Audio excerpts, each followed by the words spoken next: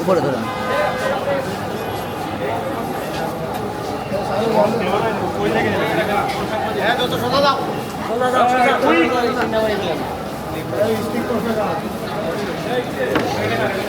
আস্তে ঠেলিও না, আস্তে আস্তে।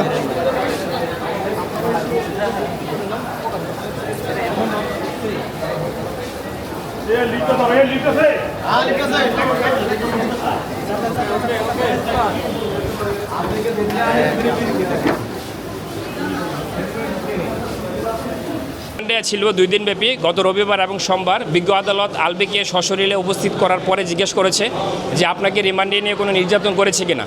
আলবি ব্যত্যয় কণ্ঠে বলছে যে না, আমাকে কোনো নির্যাতন করে নাই এবং মানসিকভাবে এবং শারীরিকভাবে কোনো ধরনের টর্চার করে নাই। তো এর পরবর্তীতে আলবির কাছে জিজ্ঞেস করছে বিজ্ঞ আদালত যে আপনার কোনো বক্তব্য আছে কিনা। তো আলবির কোনো বলছে যে না, আমার বিজ্ঞ আদালত আমার কোনো বক্তব্য নেই। তো বিজ্ঞ আদালত যেহেতু নিয়ম মাফিক তার কোনো বক্তব্য নেই এবং পাশাপাশি রিমান্ড বিষয়টা অনেক সময় মানুষ মনে করে যে রিমান্ডে নিয়ে শারীরিক মানসিক নির্যাতন করে হয়তোবা কোনো বের করার চেষ্টা করে। সেই ক্ষেত্রে আদালত এনশিওর এটাই হতে চেয়েছে যে তার প্রতি শারীরিক এবং মানসিক নির্যাতন ছিল কিনা অথবা ওই কোনো টর্চারের মাধ্যমে কোনো তথ্য করতে কারানোর চেষ্টা করেছে কিনা। কিন্তু আলবি এটা ব্যক্তকণ্ঠে বলেছে এবং আদালতে ক্লিয়ার করেছে যে হ্যাঁ, আমি 2 দিন রিমান্ডে খুব সুস্থ ছিলাম, ভালো ছিলাম এবং আমাকে কোনো ধরনের টর্চার শারীরিক মানসিক কোনো কিছু করা হয়নি।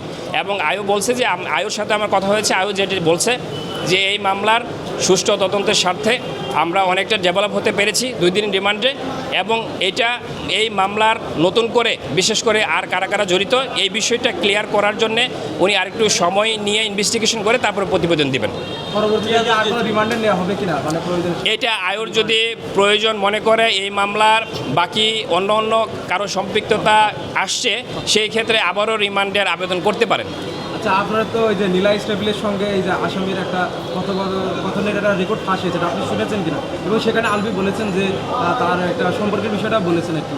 তো এই বিষয়টা আসলে তদন্তে কোনো মানে এসেছে কিনা বা আদালতে আপনাদের দৃষ্টি আকর্ষণ করেছেন কিনা, এটা দেখতে পারেন।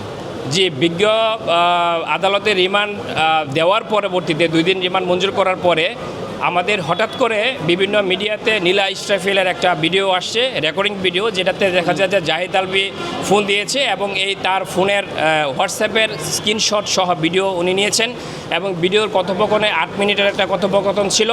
সেটাতে ক্লিয়ার করেছে জাহিদ আলবি যে আমি এটা আসলে নিতে পারতেছিলাম না এবং ইকরার সাথে আমার সম্পর্ক 2 বছর যাবৎ ভালো যাচ্ছিল না, যার কারণে ডে বাই ডে ইমপ্রুভ হয়েছে। এবং একটা মেয়ের তার আর্টিস্ট তিথির কথা জিজ্ঞেস করেছে যে তিথির বিষয়টা আসলে কি, নীলা স্পেসিফিক এভাবে তিথির বিষয়টা আসলে কি। তখন বলেছে যে আপু এটা গ্র্যাজুয়ালি আস্তে আস্তে ইমপ্রুভ করেছে। তার মানে তিথির সাথে যে সম্পর্ক এবং তিথির সাথে যে রিলেশনের বিষয়টা আস্তে আস্তে ডেভেলপ করেছে।